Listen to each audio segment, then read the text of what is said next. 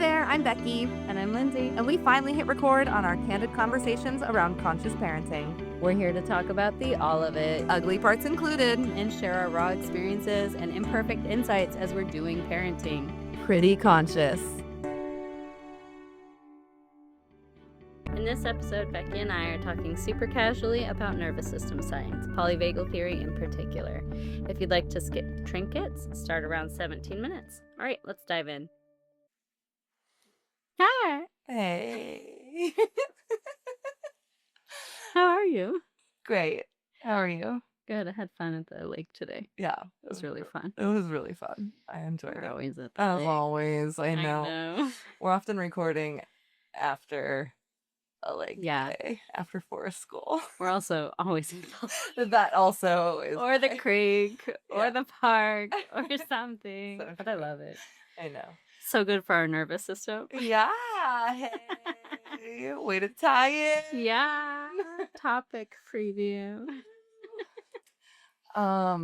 Trinkets for today. Do you have anything top of mind?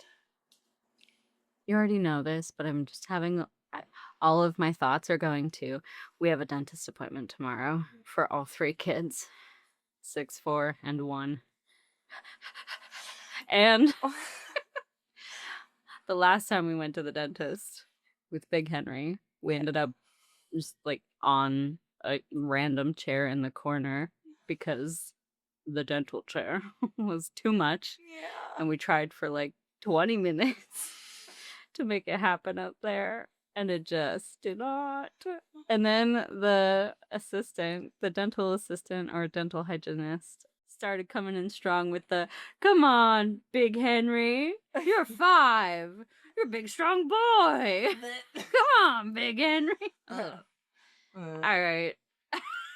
And especially with him, that is not gonna do anything No. except push her further from getting through to him. Yeah, and he's just doing double eyebrows. Like, what are you even talking about?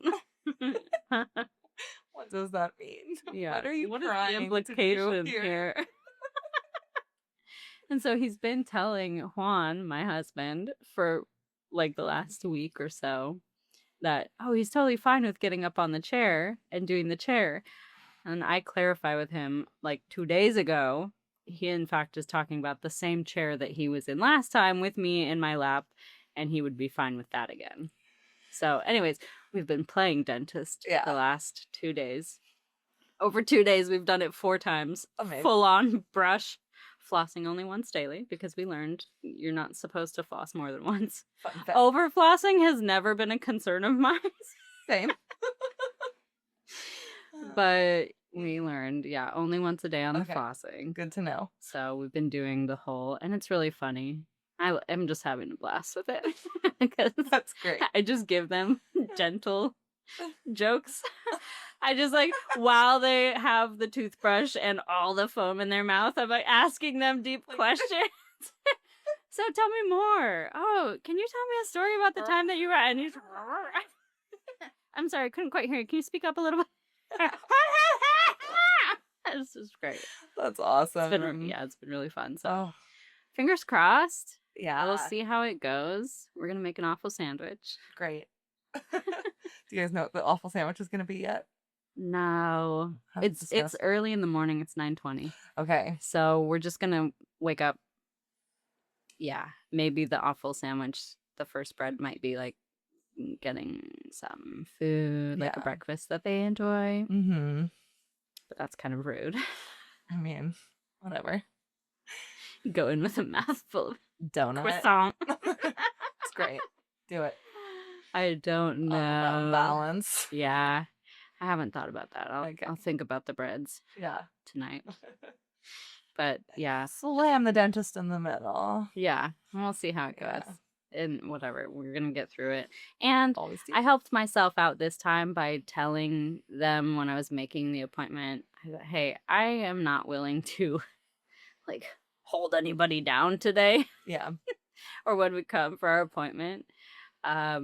If it's like we've had to do that a number of times now, I'm not willing to do it. No. Not with the 3 of them and just me there. that's too much. Yeah. I'm not going to do that. And so we're there to try our best. And if See how we it get goes. any of them done, Great. fantastic. And if not, we'll schedule other appointments to Yeah. come back and try again. Nice. So That trying- flexibility is hopefully providing a little bit of like, whatever happens tomorrow is gonna be Yeah. okay. it just also feels very similar to the feeling that I'm having towards Big Henry starting public school across the street. It's like all I can do is try to help us prep, and hopefully it goes yeah. okay enough. And Uh-huh. yeah, there's just so much that feels so outside of my control, and I can just try and prepare, and I'm trying to not project my own anxieties about it Yeah. onto them and interject it into them because of nervous system science stuff. Yeah. So I'm really trying to regulate myself through it, but also a lot of it feels like I'm just like checking out a bit from. Yeah. So we'll see. Yeah. That's all I just keep saying. We'll see. We'll see how it goes. Sometimes, yeah. And like the thing is that I've learned in parenting is that you get through it because there is no other Right. option. And the goal is to just try to get through it as aligned as possible and Yeah. then handle whatever it is Yeah. that does come up. Yeah. And I know that, yeah. And There- like, you're setting yourself up for as much success as possible and setting your kids up for Yeah. as much success as possible.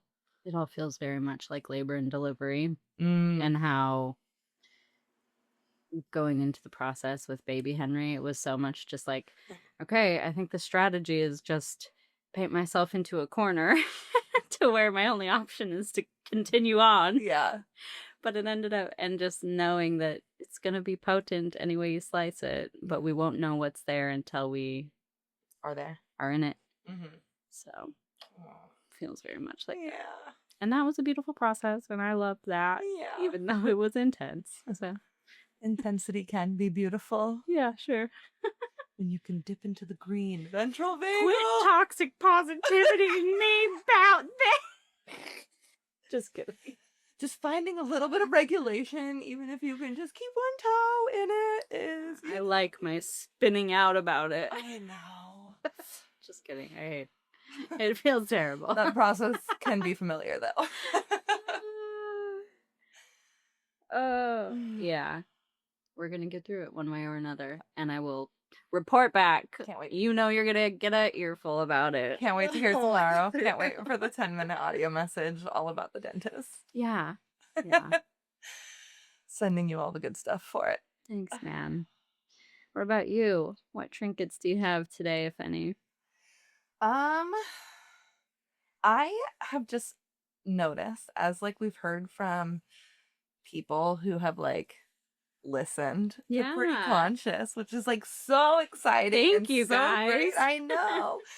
Especially to like the people who are listening early on. I mean, like we're only on episode 7, I think. Yeah. Officially. 6. Well, we have 6. or 3 Yeah. pre. I think this is 9 that we're recording. No, Okay. It's 10. 10. Yeah. Happy 10! Happy 10th! But yeah, just because we're still like at this time of recording, Yeah. very much in the early Mm-hmm. stages of recording and releasing episodes, I'm just like noticing feelings about being perceived in this format. Mm-hmm. And not bad, but just like, oh, this Right. is vulnerable. Right. Oh, this is I'm feeling the perception Yeah. and not negatively. I Mhm. mean, from a lot of people that we've heard, it's been really great Yeah. feedback, and people are enjoying listening to the conversations and being able to take things out, and are just happy that we're doing it. But yeah, especially like with other people that I know whose values like and whose opinions really matter to me. Like it just feels really vulnerable to be doing this and yeah, I'm noticing that difference now versus when we first started releasing, we weren't hearing from Yeah. anybody. And it's so exciting to hear from people. So if you're listening and you want to pop in and say, hey, we'd love to hear Please from you. do. It's I really, love yeah, hearing it.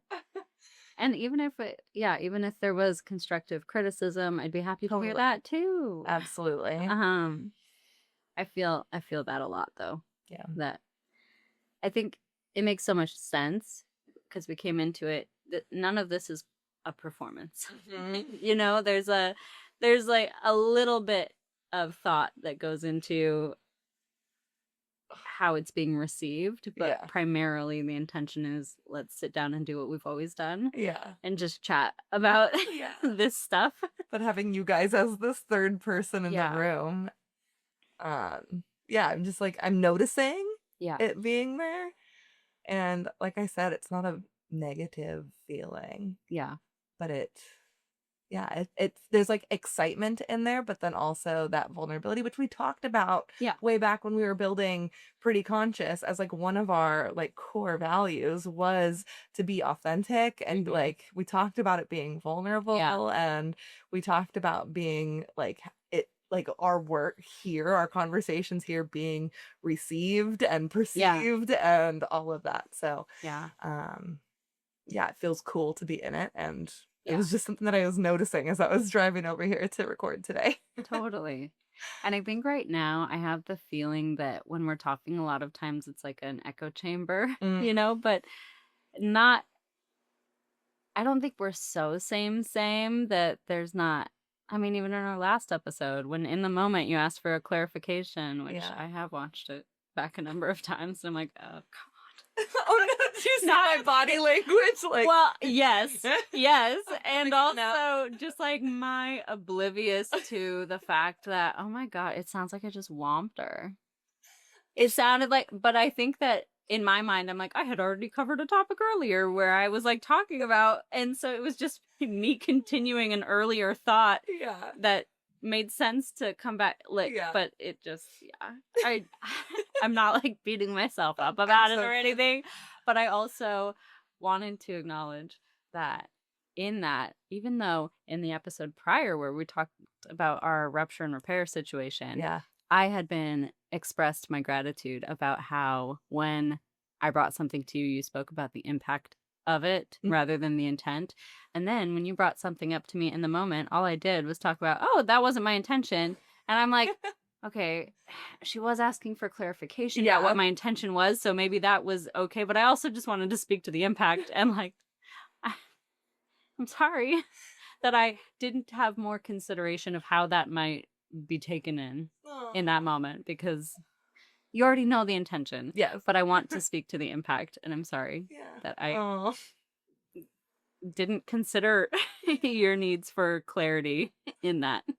thank So, you. And yeah, it was a ask for clarification yeah. because like similar to the other situation that we talked about last episode Yeah. or 2 episodes Oh, ago. no. Yeah. The rupture and repair episode. I yeah, like I don't expect you to know that my brain took it a certain way, right? And so I just wanted to ask for the clarification so that I could let you know what the impact was. Yeah. Yeah. And getting to hear the intent was actually what And that was the I explicit needed. request. Yes. There's so much of that that's like, oh, you did the legwork before bringing, you came to me with Yeah. the request Yeah. and through the whole, As I came in and out. right. As you were checking out. In and out of my body in the moment. Oh, God. Okay, how did we get there? Oh. We were talking about authenticity, Mhm. and we were talking about vulnerability. Yeah. Oh, and just like whether or not or that like we're not an echo chamber. Yes. And yeah. Yeah, we're not exactly an echo chamber. And that said, I think both of us, and maybe speak for yourself here, but I feel open to hearing opinions that are less aligned with ours and having those conversations Yeah. in a way that feels meaningful and doesn't demand perfect alignment at the end of it. Absolutely. We've talked about bringing my husband in to have a conversation. Yeah. We will record it, and I don't know if we will release it, but I do think he would be a great first guest to have, Option because for that. then he's not going to take it personally if we end up If we trash it. I'm just floating outside my body for the whole podcast. But yeah, But yeah, I think similarly. and similarly, if we're saying something and it jogs something in you as you're listening, and you're like, "Ugh, I don't know how I feel about it," like, pitch it our way. Let's chat about it. Yeah. Because I think that this can be a space where we can extend the same grace that we extend to one another to the people who are coming in. Like, we can Yeah. have an open conversation. Yeah. Well, and I think that's important to point out too, because Yeah. we know each other's intent. We Right. have enough relationship established for that. Mm-hmm. But people who are just listening in don't necessarily always know all Yeah. of the subtext that is here in the conversation that we're Right. having.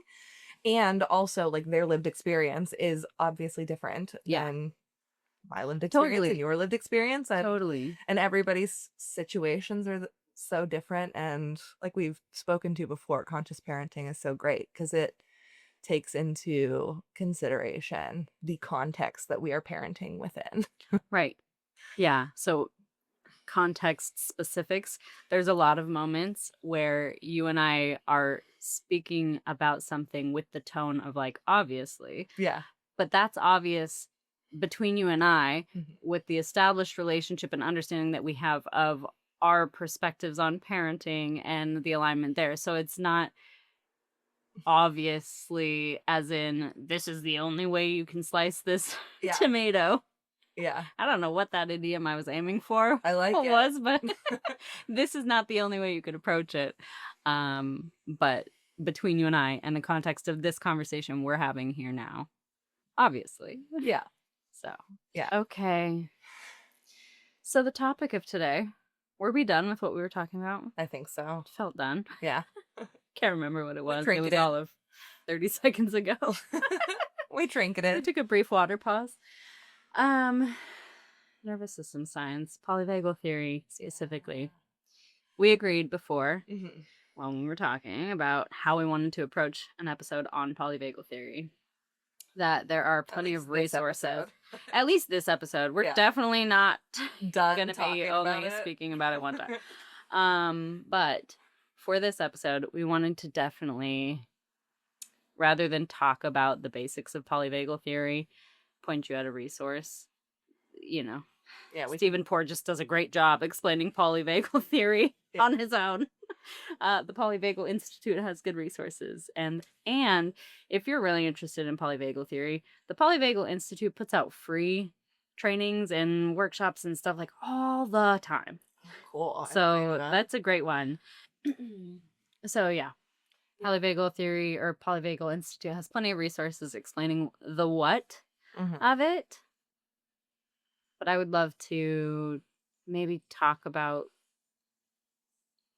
like the biggest impacts or the way it plays into everything. Yeah.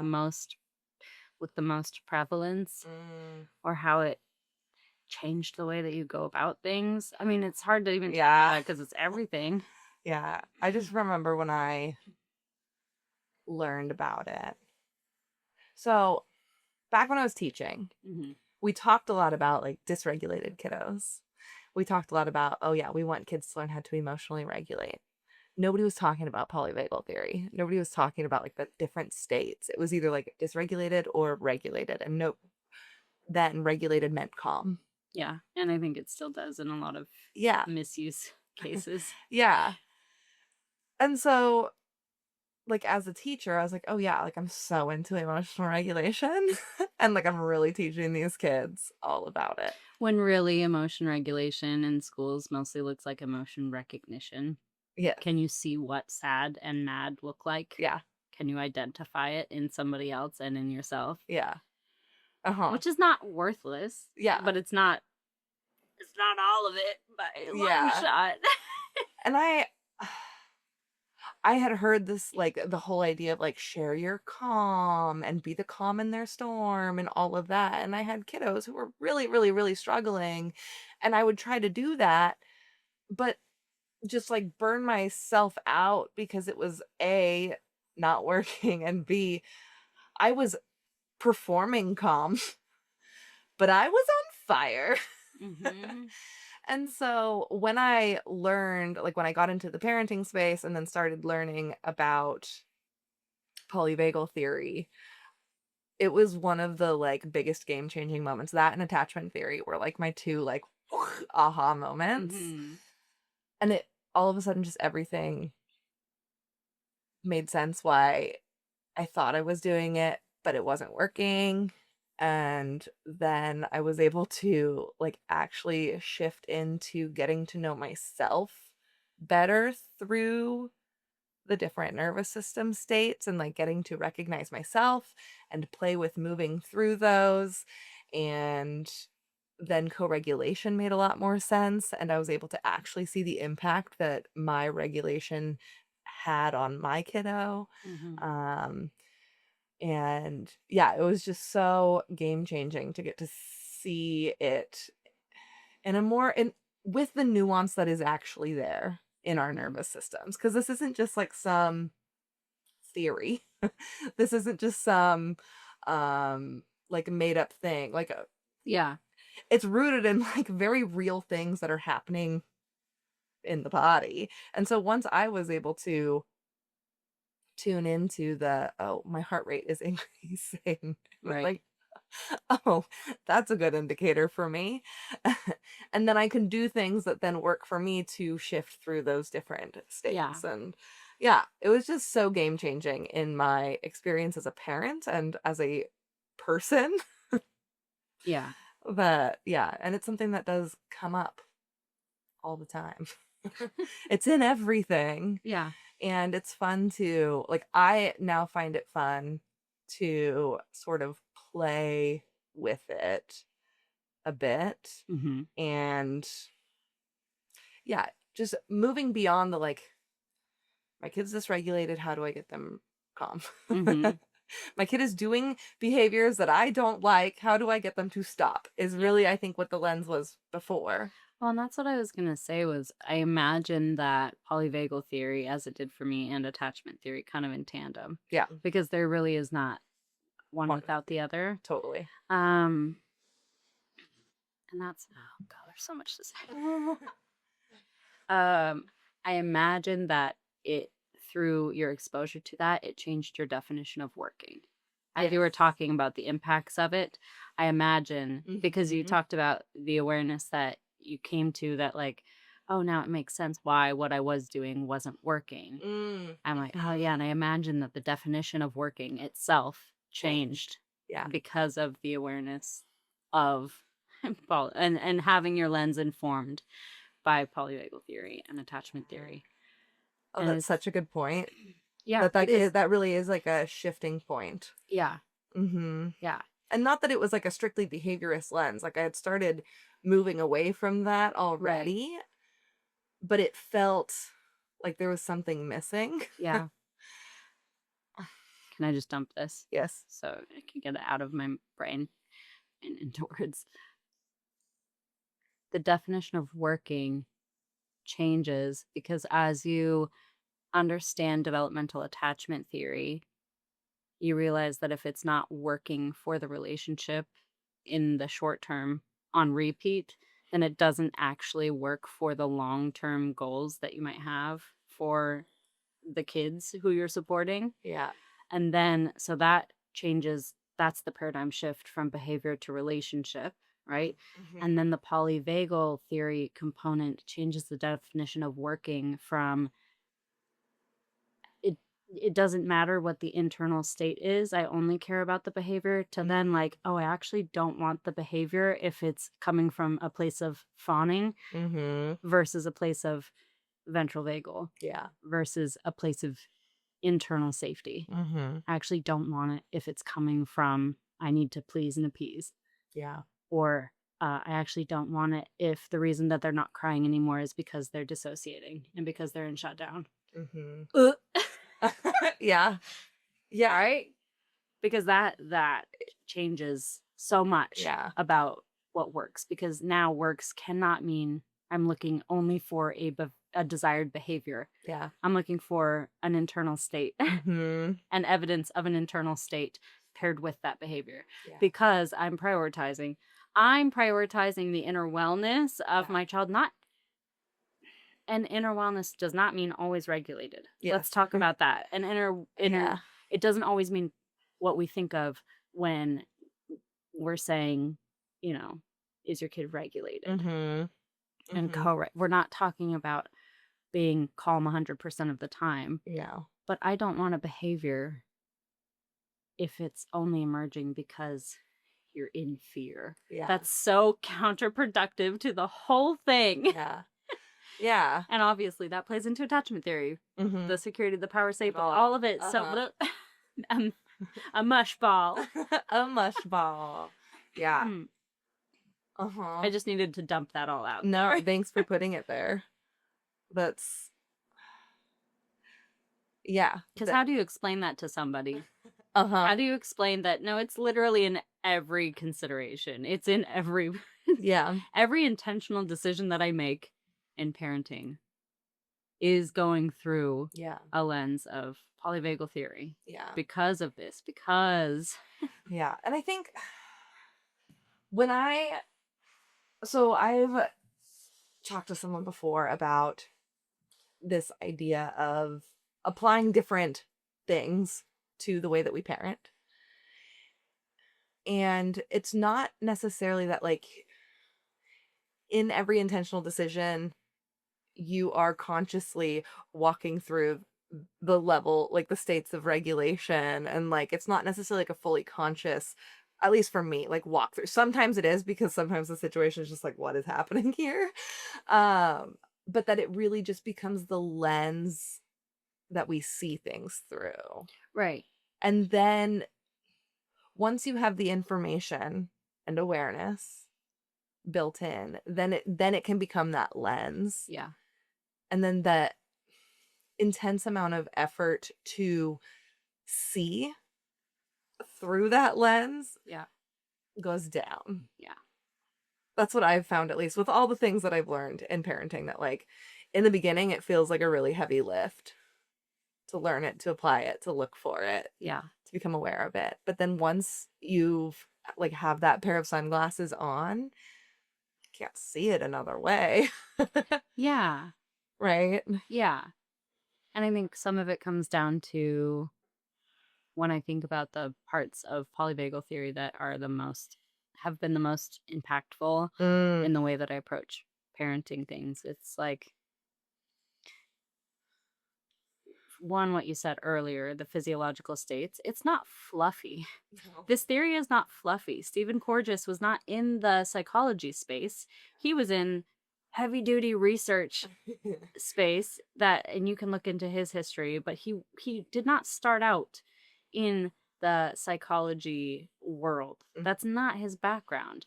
But what he came out with in all of the years of research all became so abundantly clear how embedded it is in everything, that he got kind of pulled in, Yeah.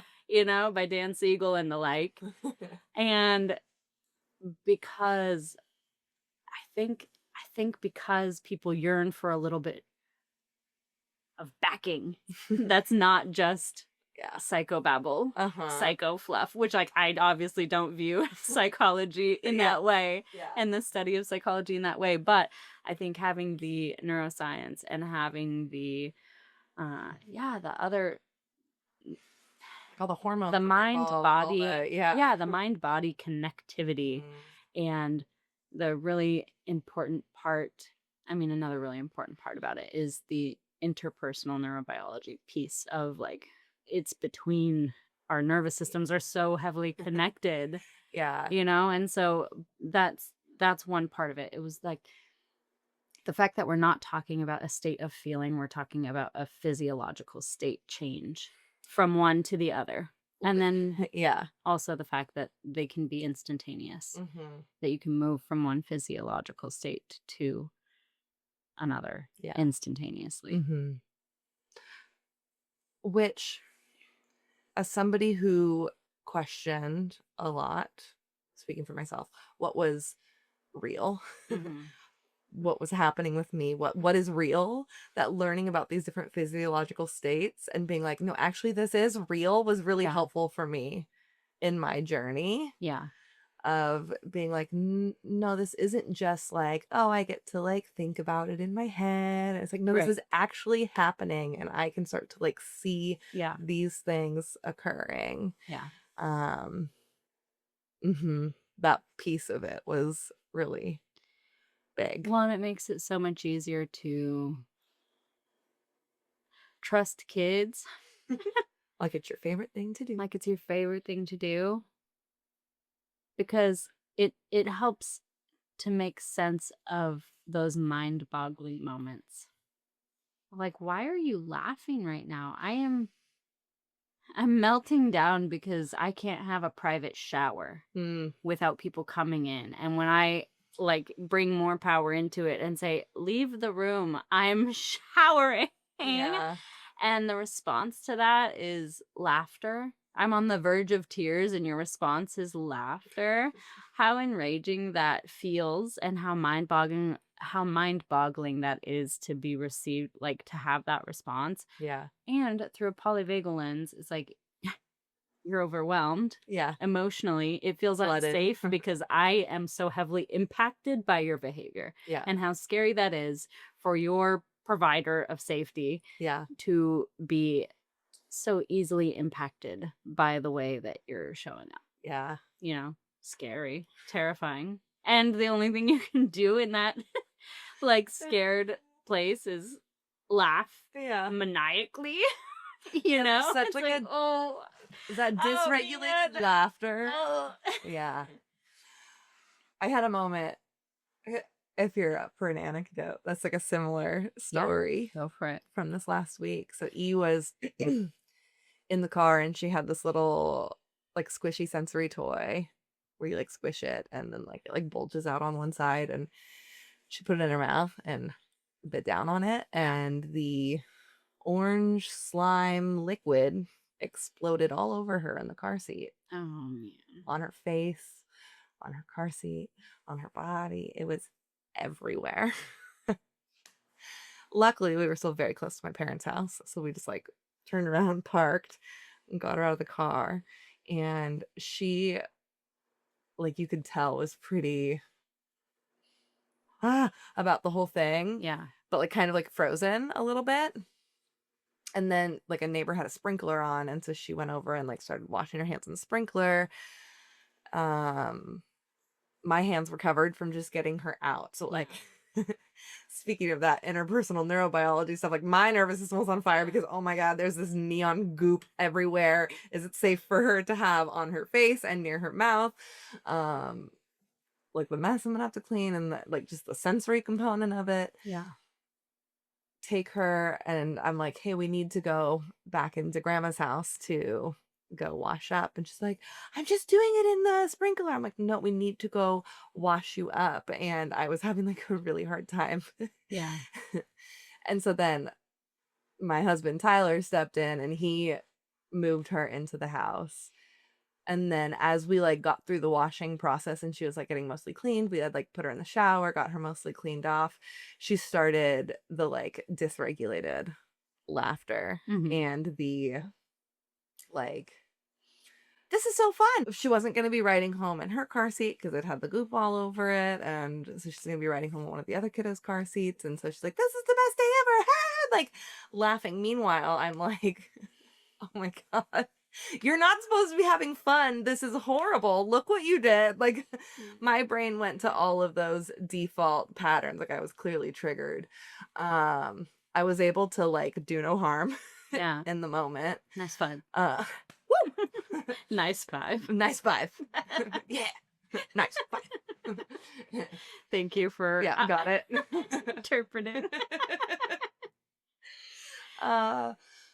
But yeah, it was just interesting where it was like my nervous system was completely on fire. And I went to this like, it was so enraged at the fact that you are thinking this is fun. But then when I was able to be like, oh, no, like what's actually going on here, I was able to do no harm. And then after I had regulated a little bit, I like had more of my brain come back online. I was able to then sort of start the conversation with E of like, whew, that was kind of overwhelming. I noticed that we talk about regulation stuff, so I told her I was like, Yeah. I'm noticing some dysregulation that like, Yeah. even with like the way that you're laughing and she's like, yeah, and we were able to like talk about it, but it was just cool to be able to bring that into parenting Yeah. in that moment and use it to help inform my decisions Yeah. and our relationship, and then also to be able to help her make sense of the experience. Yeah. Because to her, I remember being a kid and laughing when I was getting in trouble, and it only getting me in more trouble, but not really understanding like why I was Yeah. responding that way. It emerged, and I couldn't stop myself. Yeah. And as a parent, I've had it happen Yeah. where I laughed at my kids' extreme dysregulation because my nervous system got to the point where it was like, "Ah!" Yeah. And that was so surprising to have it happen to me as an adult. Well, and that's the whole thing I wanted to talk about at some point. I wanted to talk about mirror neurons because Mm. Dan Siegel does such a great job. Good job, Dan. According to me, little old me, Dan does a great job. Dan, Dr. Oh my Dan. God. Dr. Daniel Siegel. I really appreciate how Dan Siegel talks about mirror neurons and how he wishes they were called something different. Because mirror neurons are not just behavior replicators, they are state simulators. Ooh. So it's not just I see what you do and I try and do that. It's I see and sense you Mm-hmm. and I emulate that and simulate that internally. So you see your kid laughing maniacally Yeah. because they're so dysregulated. Yeah. And I can feel it in me right now as we're just talking about it. I can feel what happens in them when I can feel what they're feeling and it happens in me. It's just a different expression of it. Mm. For them, it comes out in like the, and for me, it comes in like, yeah, but I can feel the same. All of the air is gone in my, it's like I can like feel it, like all the energy. Yeah, all the energy like moves up and through me and like into my head, and I feel very airy, and I feel like I can hear things differently. And it's like, oh, I look and I can recognize that in my kids when I see them go to that place, and I feel that happen in me. And I so appreciate about polyphagal theory the repetition of it can happen instantaneously. These state shifts can happen instantaneously. Instantaneously. The mirror neuroning can simulate the state in you instantaneously. That's why, literally you can go from fine to on fire. Yeah. And when we had that especially moment, if you're teetering on the edge. Yeah. And when we had that moment with my kiddos where the two older ones were running in on me when I was trying to just have, like, it had been a day. It had been a day because, to be candid, what had happened was we overdid it on screen time. We overdid it on video games. And I knew screen time is a whole conversation, but we had overdone it on screens. The kids were already dysregulated. So we had been we'd been dancing with each other all day, and it was hard. And by the end of the night, I was feeling quite depleted, and I was just trying to have a shower. So at least I could like get some regulation, feel more connected to my ability to drop into ventral vagal. And then they just kept coming in, and my need for privacy was being violated again and again, and my partner was doing nothing about it. And so I was just like pissed. Why can't I just have a shower? Like how it felt was just, why is it? And then my kids started maniacally laughing about it, and I just, in me, just was like screaming, like, why is it funny that I can't even have a shower respected? And I'm going to leave it in here, even though that feels very vulnerable to share, but I think that's real for a lot of people. 1,000%. I know it's real for me. Yeah. And so it's after that happened, like you said, like I was able to minimize the harm. Mm-hmm. I didn't do none. Yeah. I definitely like something came out. I don't even remember what I said in the moment, but it was like, yeah, when I told them like I need you to leave and not come back in this room, and they did anyways, Uh-huh. right? So it doesn't even do anything. It's not even effective. But also it sucks. And it happened. Yeah.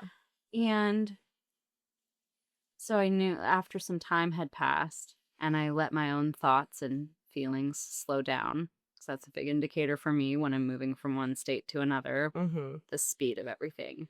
When I was able to slow down some, just from the passage of time, I needed to initiate repair with at least one of my children.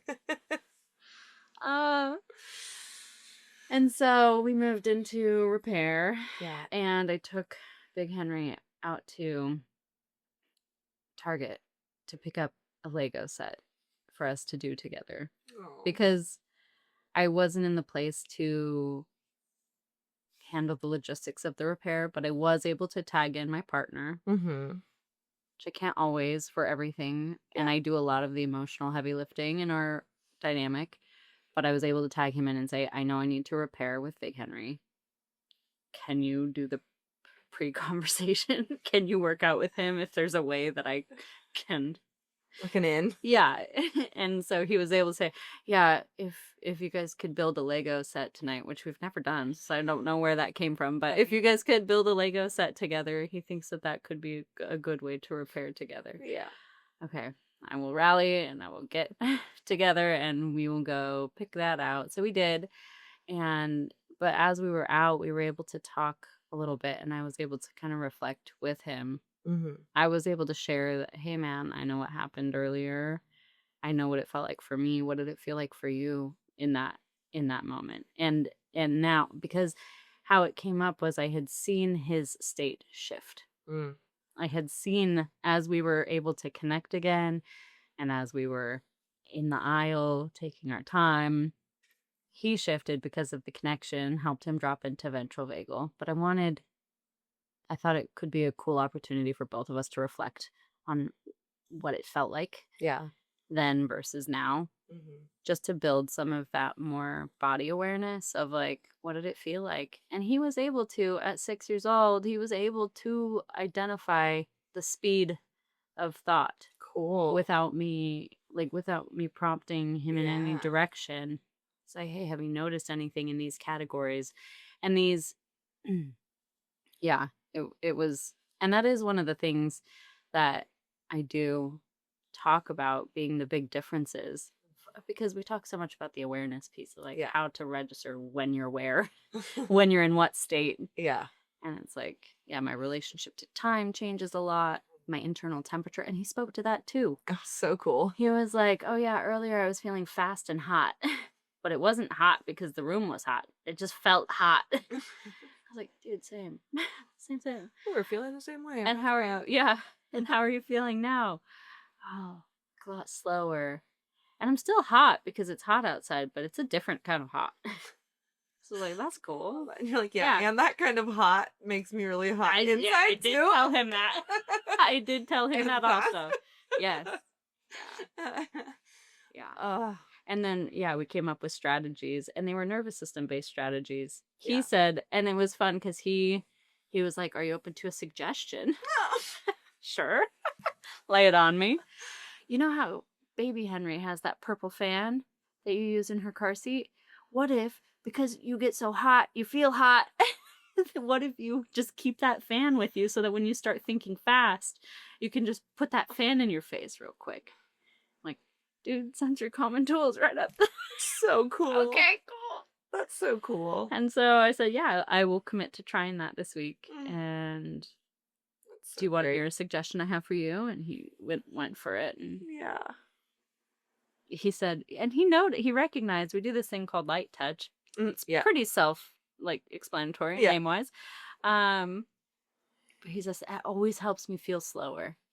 And even when I'm so hot at you, I feel like I'm not going to pass up a light touch, and you're the only one who knows how to do it right. So so that's a good strategy. And then I was like, oh, and when you're at school, do you have any strategies you want to try for there? Yeah. Because I won't be there to do light touch for you.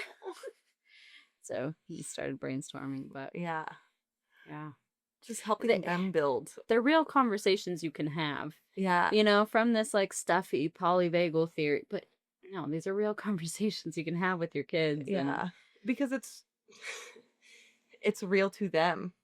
Right, You they know? can feel it. It's I think it's way more tangible and graspable Yeah. than Mm-hmm.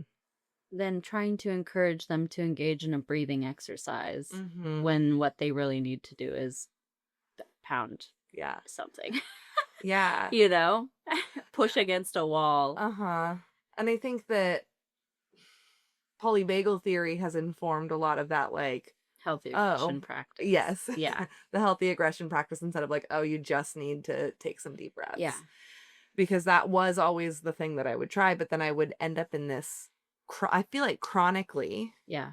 and my pattern still is to go into this, and it's one that I have to like put intention into, is to go into the like freeze state and not like not collapse, but in the like externally I look calm, Yeah.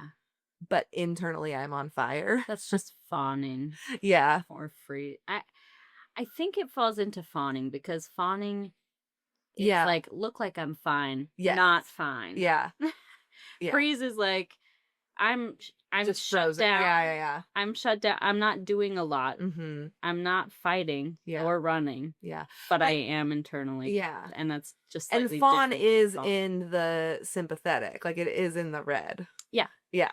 Yeah. And so Uh, it's almost like fawning is mixed weird. blue. Yeah. Fawning is weird because I think it presents physiologically more like because there's the part of you're checked out from yourself more, so there is more of that shutdown state. Yeah, like it almost feels like Of mixed dorsal red vagal? blue, Yeah. right? Well, I think that It's you're presenting ventral vagal, mm-hmm. but you are so red that Mm. you're actually shut down because you're cutting off from your own self. Mm-hmm. So it's almost like the mixed red and blue. I can't remember where they put it, Yeah. but Because to me it feels like fight flight is red, fawn freeze is blue, like or is mixed. And then collapse is blue. Like in my mind that's how it's always been. I feel like freeze and fawn are a pair. Yes, yeah. And I think that both of those are mixed. They're both mixed. But present differently. Freeze is mentally red, Mm. sympathetic, Mm-hmm. but in body presentation blue. And then fawn is mentally blue, Mm-hmm. body presentation green. Yeah. But not not physiologically, but like Yeah. how you're showing up. Yeah. Using your body. Mm-hmm. You're pretending green. Mm-hmm. Body presentation red. Or not body presentation, like the The inner physiologically. experience. Yeah. Physiologically Yeah. red, mind blue. Yeah. It's like I wrote this in the co-regulation guide that I did way back. No wonder when. it's so confusing. But I was talking about how it's like driving a car. Like if you think of red as accelerator, blue as brakes, it's like driving a car with the emergency brake on all the time. So when you're chronically in that freeze or fawn, Yeah. that's exhausting. No wonder you feel Yeah. worn down. Yeah. Because there's like so many, yeah. I mean, and even metabolically, I know. it's not an efficient. It's not. It's so taxing on the body to be in the sympathetic state, in your fight or flight Yeah. state. Ugh. Ugh. I'm feeling so weighty right now. I know, me too. Yeah. But yes, bringing it back to where we were. Thanks, because I. Yep. I'm all the healthy checked out. aggression practice that like taking deep breaths was not what I needed because taking Right. deep breaths just put me to fawn. Yeah. What I really needed to do was like slam a pillow into the ground Yeah. until I was too tired to do it anymore. Yeah. And Uh, it's the performance of regulation that serves no one. yeah. That's just confusing. Mm-hmm. And I think it's so important in this conversation to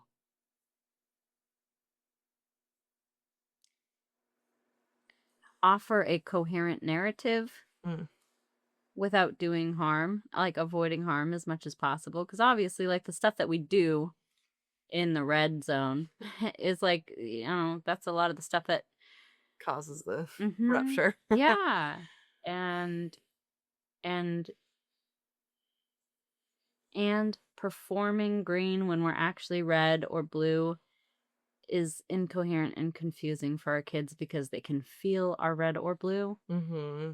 And so let's Well, not you can't let hide it. You yeah. can't hide your nervous system from other people's nervous systems. And it's actually terrifying to be able to like sense in some way below your conscious ability Yeah. to, make sense of it. Mm-hmm. But to be able to feel somebody's state Mm-hmm. and then see something that is not that Mm-hmm. at all. It's like gaslighting on Yeah. on a nervous system level. On a subconscious level. Yeah, and very confusing. And then like that can lead to, and I think that's a big part of what I noticed when I got to the point where I was like, I can't keep doing this light knuckling, gentle parenting stuff Mhm. anymore because I was chronically red pretending to be green. Yeah. And my kid was then chronically red. Not For pretending. 0 to 3, Yeah. because mom's confusing. Yeah. Well, yeah, and they can sense. Yeah. We all can sense. Yeah. And that's there's so many nervous system science is just so cool. Like even just talking Yeah. about like attunement Yeah. and like what are we attuning to? We're kind of attuning to each other's nervous system states. Like that's really what we're like when we talk Right. about attunement. Yeah. Well, and it's like it sounds like far-fetched, I think, to some degree, but people know. People know the difference. Like they know when their kids have turned a corner from a meltdown. Mm-hmm. And when the kids are either sometimes dipping into the blue, the shutdown state, or have surfaced again. Yeah. And you can kind of tell the difference. Like, Yeah. oh no, they're gonna like crash out. They have to sleep through this one. Oh Mm. no. Or they're back with us. The other component that I would love to talk about today because it's been kind of game changing in my understanding of kids Mhm. and also my understanding of myself and how to connect with kids and how to connect with myself Mhm. is the wavy line between green and red where play happens, that like mixed state. Honestly, like all of the mixed states were game changing when I learned about that. But that mixed state of ventral vagal to sympathetic and that being where play happens. It's Play that and window of hard work. tolerance. Yeah. The play and the hard work. And the window of tolerance, knowing about that and how it can grow and shrink. Mhm. That we can work to grow it over time Yeah. with skills and with awareness and with practice. Like it is a muscle. Yeah. But then also instantaneously your window of tolerance can change. Right. like context dependent, Mhm. right? That like I would assume so. like I think of like days that I'm on lower capacity, my window of tolerance is Yeah. shrinks. Mm-hmm. But on days where I have more capacity, it is Yeah. bigger. But then the more that I work on my like increasing my window of tolerance, Yeah. the more it can grow. Yeah. Within I that. think the part it feels important to say that like with practice, I think you can change your threshold, like your ceiling. Yes. You can expand and move your ceiling. Yeah. But still day to day, like, it just would feel bad if you like what would be the point of working on it if Yeah. if it just could go away the next day, which like it's true, but Yes. in the long run with consistent Yeah. time and effort, yeah, I can absolutely expand your Mm-hmm. window of tolerance. Yeah. I think we're saying the same thing. I think so. Okay.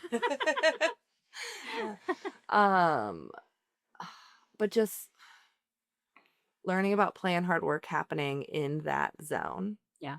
And me with my like play background, and special interest in children's play specifically is like that's where kids are Yeah. almost all the time Yeah. is in play. Yeah.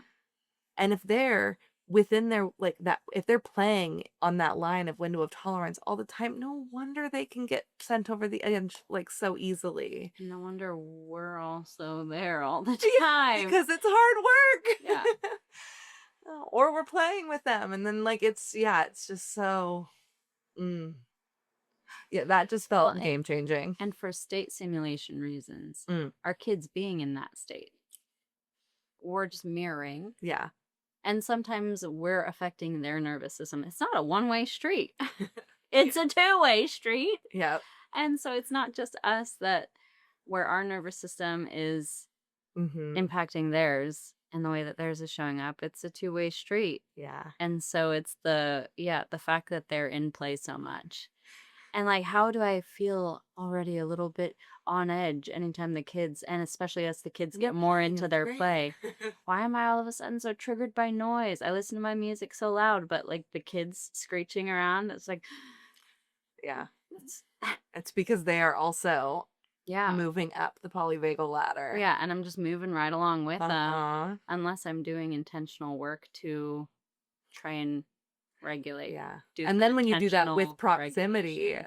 then you can bring Yeah. more ventral vagal into more regulation into their play. And Yeah. that can be like such a, like, I know for me, I use that as a powerful tool Yeah. for co-regulation Yeah. of when I'm sensing that play is becoming more, Yeah. like I'm sensing myself holding my breath more, that oftentimes that's like a good signal for me to then step in and be like, Need to prioritize self-regulation, which yes, I'm the only one capable of because I have a developed PFC. yes. And then bringing that into the space with the kids. And that allows them to then stay within the window of tolerance without spiking outside of it. And they spike outside of it all the time. That's not bad. Right. That's so normal. That's so human. That's so needed. Yeah. But when we're trying to help them adjust into safer play or something that we can see the whole pie on and they can't because normal. Yeah. Really helpful if we can come in with something sturdy for them to hold on to. Yeah. Like the anchor. Yeah. Would this be a good time to share about the analogy? The bridge? I was thinking it would be, but it's also a beefy. Yeah, it feels a little education-y. Yeah. So maybe we wait and maybe we do some sort of episode later on. Yeah. On it. But yeah, just that idea of like anchoring in the storm. And it requiring you to go into the storm. And the energy match too. Yeah. It's kind of a convoluted thing because you talked about it just an episode or two ago about me matching Big Henry's energy. Yeah. In that moment and that being helpful for him to be able to kind of latch onto, and then we were able to come down together. But there has to be enough co-regulation. No. Self-regulation. No. I have to still be regulated. Yeah. And regulated meaning that I can dip into the ventral vagal and the I'm not going to... You can move up and down the polyvagal ladder consciously, intentionally. Yes. And so if I'm still connected to intentional choice, then I'm still regulated. Yes. And from that place, it's an intentional choice to match. To go to where he is. Yes. At least in the amount of energy I'm putting into it, the intensity of it. I'm not matching his state. I am now imitating his state to some degree. I can like meet him there, but where we connected was through the play. And it's like being the blended state of having the safety of ventral vagal in with the high energy and everything from the sympathetic state. Yeah. Being able to vibe match. but with my tether Yes. to the ventral vagal Yeah. state. And so then being able to help bring him back Uh-huh. the line that I already dropped for us, Yeah. you know? Uh-huh. Exactly. And that's, yeah, you can't just like, hey, over there, Yeah. I'm taking deep breaths. Yeah, come over here and get some of my calm. I don't know what that was. What that tone was. Work. Yeah. Mm-hmm. It's all good reminders. I know. All really good. Like, and a lot of this is because you're living and breathing it so much of the time. I forget to intentionally revisit it some of the time, even though we just did 2 days ago when we had that whole thing. But Yeah. it still is is just one of helpful. those things. I feel like you cannot revisit it too many times. Yeah. Every time I do, it ties me back to the things that I already know. Yeah. But then brings it back into this season, Mm-hmm. which is inevitably deeper. Yeah. We're always going deeper. Yeah. We're always leveling up and going deeper. All of that. Simultaneously. Simultaneously. Did you have questions for the road, or do you feel, is there anything else that you wanted to incorporate in this episode? I feel like I'm having a hard time coming up with questions for the road because we're just talking. I was gonna say the same thing, that this feels like a chat that we legitimately have Yeah. over ice cream. Yeah. Which is good. Yeah. I love it. I do have one. Wait, I have Okay, one. great. I have Which, one. like, yeah, I was gonna say that, but then I was like, it's not like I leave those things without like continuing to reflect on. Yeah. So yeah. I think my question for the road is an invitation for folks to look for the stories that they already have a story about, a preconceived story about, like, oh, my kid never XYZ. My kid always does XYZ. Those moments that are befuddling. Like, it doesn't make any sense. What if you looked at it through the nervous system lens alone? Strip out everything else.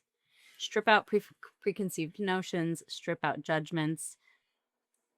If you were able to buy into, just for the sake of a practice, that maybe it's an involuntary behavior that's at least in some part subconsciously driven by these psychosomatic states. What if? Just look at it through that lens and see what happens in you. Yeah. I anticipate softening. I was That's what just usually about to happens say, for me. I was just about to say, like, softening. Yeah. Towards my child. Yeah. Oh. And also, what if you look Toward at the myself. moment? I was just about what to if you turn that include the self-compassion piece. Of, yeah, what if you look at one of those moments where you're like, wow, I can't believe I just did that. Yeah. What was I scared of? What was I actually scared of when I was in the shower? Flipping out because my need for privacy was denied again and again. Yeah. What was feeling threatening to my survival about that? One of the other things that I want to look at too is, like, for myself, what I want to continue to reflect on and like get back to, like, this is a good reminder, is those things that increase and shrink my window of tolerance. Yeah.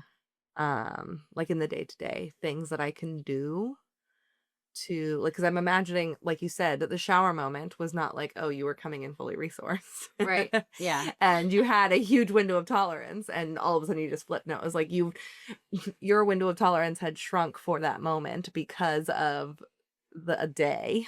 Yeah. And so then, yeah, just looking at those things for myself that I can build in. Yeah. Because I know that when I build those in more intentionally, there's so much more spaciousness for when my kid's nervous system is moving all over the place. So that's my, And that example is such a bummer of an example, the anecdote that I shared, because why was I in the shower? I was in the shower trying to resource, trying to give myself a reset, trying to get some more regulation I don't on think it's a my bummer of I mean, bummer of a it's thing. just It sounds it's it sad sounds that very that's the real. Yes, reality of I was it. gonna say that That's and sounds like that's the reality. I think it's actually a really valuable yeah. anecdote to put in here Yeah. because that is, yeah, and that was like in no shade towards you of being like, No, oh, no, if no. only you had expanded your nervous system, Lindsay, Oh, then I maybe didn't you wouldn't have receive it. it that Okay. way. No, I didn't receive it that way at all. Yeah. But yeah, that is the reality, is that we can try to build those moments in, but then like there are days where you just actually can't. Yeah. And then yeah. And it's not, I mean, I'm not sitting here saying that moment happened and it happens in a lot of places and so it's fine. I'm saying that happens a lot and I repaired Yeah. because it required it. Yeah. Because for my kid to, for my relationship with my children to be able to tolerate those temporary moments, we have to still allow for the hurt, still allow for the impact that is there. Mm-hmm. It still absolutely impacted my kid. Yeah. I feel like that's just really important for us to say because as we do talk about the messy bits, it's not because it's lightweight or that we don't care. Yeah. Like, we might talk about it as it's just like a part of the whole story, but this whole thing, obviously we care so much about it. Yeah. And I'm human and I'm trying my best. And with all of what we both know about conscious parenting and how conscious parenting things impact our kids, human moments are still going to happen. Yeah. And knowing from Kristen Neff's work that self-compassion is the way to transformation, Yeah. to being able to grow, I have to be in a bed of self-compassion. And so it's like, yeah, and I'm gonna share about it. Yeah. And I'm gonna try and offer myself grace so that next time, so that I don't spiral out in shame. And then get because that's stuck. what could happen. Yeah. And that's what I was doing. And that's not a place that I can grow from and improve things from and still connect with my children from. Yeah. If I spiral out in shame, guess who's no longer present in themselves to connect with my kids in ventral vagal? Yeah. Like yeah. Mm-hmm. That's just all of that feels important to include here. I'm glad you included it. Yeah. Are you open to a curiosity about that moment? Yeah. Since we circled back to it again. Sure. You talked about how you were using that moment to try to resource, and that moment then got interrupted. Yeah. And we you talked about how repairing with your kiddos was really important after that for the sake of relationship. And I'm curious if there was any self-repair, doing a callback to like our conversation around self-repair, if there was self-repair that happened. And because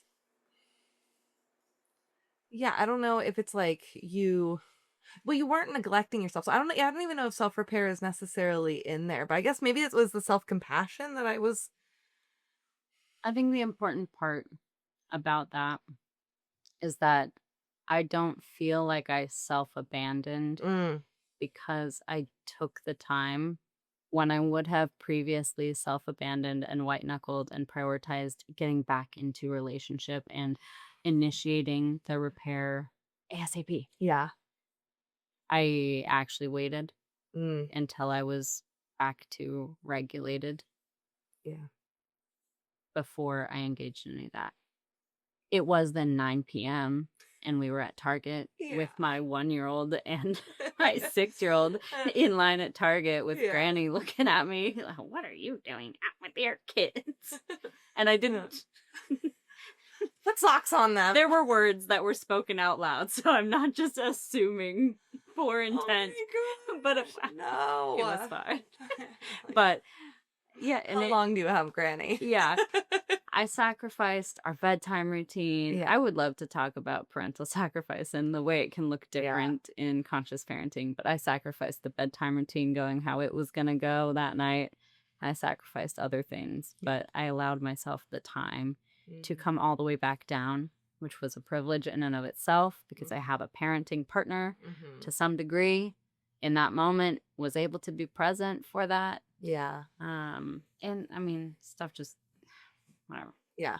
I think that is like the piece that I was curious about. So thanks for teasing that out and answering it. Yeah. Is like, was there self-repair needed? And like, if so, what was it? And if not, why? And I Yeah. think that, yeah, just taking the time to not jump right into it, because that is the piece that then Yeah. is the self-abandonment and not the recognition of what was real for you in the moment. Yeah. And what was real for you in the moment was you were so dysregulated Yeah. because of everything. And you actually did need that time that you were trying to take in the shower. Yeah. And so then honoring the fact that you needed that. And there's another component of it that I think is important, because if I were still going down the shame path after that, I would have not deemed myself worthy of a fun and connective evening of doing Legos. I would have held a grudge. I would have not allowed any of the joy back in from, even if I had like pushed myself to do the Legos, I would have been doing it for the kids, but like not enjoying it because I don't deserve that. Yeah. Because I yelled at them. And so like, why would I? And it's like, that doesn't serve literally anyone. Yeah. And so my kids, what they're going to remember about that night was we had a blast. We built Legos for 2 hours. Yeah. And it was the first time we built a Lego model set together. And it was so fun, blah, blah, blah. And I like have been talking about that for days. And we're not ignoring what happened. No. But allowing the connection back in, because I actually don't have to sabotage myself in the relationship because a momentary rupture happened. And because nervous systems got a little wonky there for a while. Yeah. You know, it's just a part. Yeah. Something, I know we're wrapping up, but It's okay. It's going to be an interesting edit. I know. Something that, like, to me feels important in hearing that, because sometimes I fall down the opposite, where instead of shaming myself, I fall into blaming my kid. And even though I'm moving through this repair, I'm actually still icing her out and punishing, because she doesn't deserve to come back and feel this like fun bit. And yeah, just that, like, that can also be a flavor of the way that we come out of this, where I can go through the performance of repair, but if I haven't come back to a truly regulated space, because that's really where that blame is coming from, is I haven't come back to a truly regulated space where I can see the whole pie, then if I'm not falling into shame for myself, I'm falling into blame for my kid.